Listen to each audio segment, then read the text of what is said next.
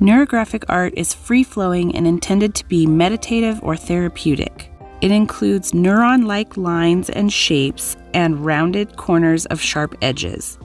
So with this Santorini stone, I'm going to start out making some flowing, crisscrossing lines with no apparent pattern. I just kind of want to cover the whole surface of this stone.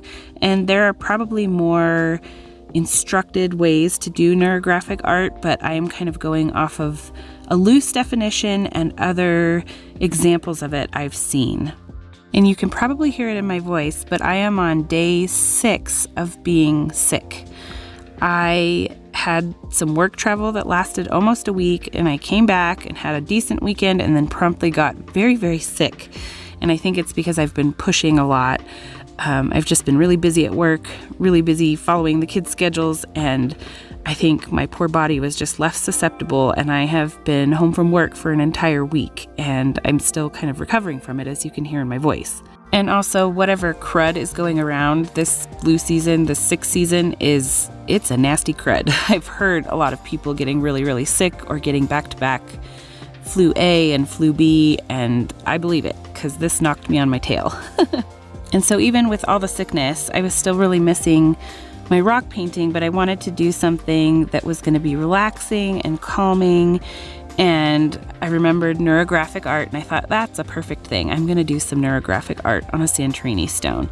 So what you see me doing now, after we made those flowing lines, is I'm now adding color to each of the cells, I guess we'll call them, that were created when the lines crisscrossed. So I'm using a group of pens out of my Thule Art neon paint pen set, and I'm just adding color to each of these cells. That's going to be our first step, is kind of brightening up all of those little areas that were created by our flowing crisscross lines. Another reason why I picked the neurographic art, and I may have done this even if I didn't get sick, is because I needed a break. The US news cycle right now is very constant and chaotic, and I am of a generation that I can remember the world before the internet, so where we didn't have a constant barrage of information coming to us, whether that be news or from people you know. But social media kind of creates this constant. If you're logging on, and most of us do, we log on probably more often than is healthy for us, and then you just get flooded with information. Sometimes it's one-sided or not-sided, or I don't know. It's just been a lot. It's kind of information overload, and I'm not sure our brains are meant for that. So I really wanted something to just zone out and be calming and enjoy it. So that's why I picked the neurographic art. So now that I've got all of our cells filled in with color, I'm going to take my Posca PC1MR, you know, my favorite outlining and writing pen, and I'm going to go over all of the lines. So all of the original crisscross lines we created with the pencil, I'm going to now outline them with the Posca PC1MR.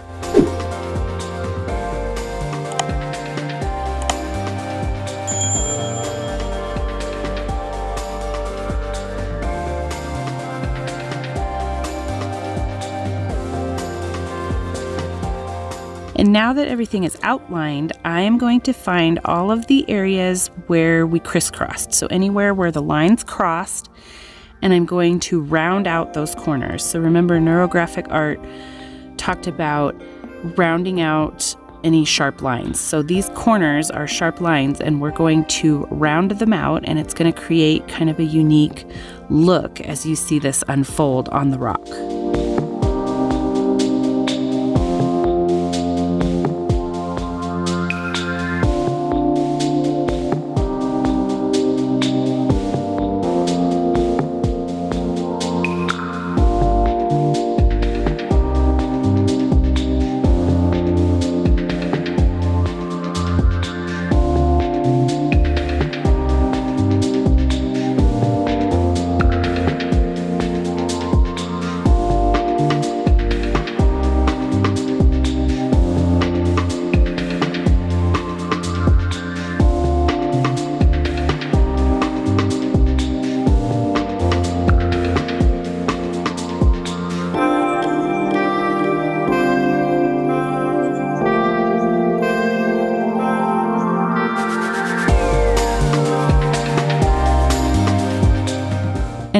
all of the corners are rounded, we're going to play around with filling in our cells. And I decided that I was going to do all circles. So they're going to be varying sizes and patterns, but it's all going to be circles inside of these cells. So I'm starting out with very tiny little circles, and then I'm going to play around with different sizes. And then if you see any kind of negative space behind them, like they don't align perfectly, I'm going to fill that in with black, and that gives kind of an additional pop and shadow to the circles in each of the cells.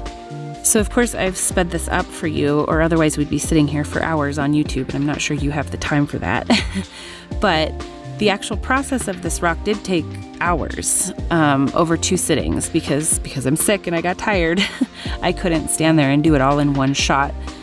But that's part of, I think, what's therapeutic about it and what's maybe meditative about it. Whatever you might need is this idea of patterns. And I've talked about this with mandalas. That's one of the reasons I like mandalas and Zentangling, is that repeated pattern is calming to me. It might not be for you, but for me it is. But because some of these circles were so stinking tiny, this was a long process, and it took time, and it was a nice break and something to focus on and just kind of zone out while I was doing it. At one point I had music on in the background. At one point I had a TV show on in the background, because I never get to watch TV. Someone's either got hold of the TV or something I want to watch I can't watch in the presence of little people. So I got to watch some TV, which was a nice treat in the background while I was doing this. But it's just kind of a nice way to take a pause and relax and create something really beautiful. It's kind of neat to watch it evolve. That's kind of the beauty of speeding it up, is you can see it come to life as all of the patterns get filled in on each of the cells. I think another benefit of this is if you're feeling kind of creatively blocked and can't think of an idea of what to do, something this simple where you just know you're going to make some crisscross lines and you're going to fill it in with a bunch of circles, or you're going to fill it in with a bunch of cross-hatched lines.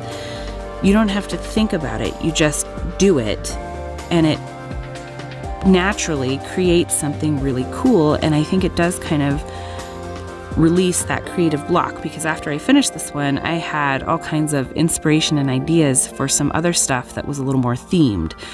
And you'll be seeing those coming up soon too. And of course, this rock couldn't escape without a little bit of sparkle. So I'm taking my Extreme Hologram Glitter Paint, and I am going to randomly add it to some of the circles or bubbles, whatever you want to call them.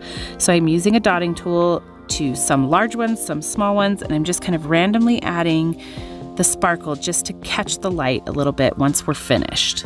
And now that I've got resin on it, you can see that decision did not disappoint. Hopefully you got some inspiration on how to get rid of a creativity block or calm the storm that might be going on in your head. Thanks so much for stopping by to watch, and I'll see you next time. Take care.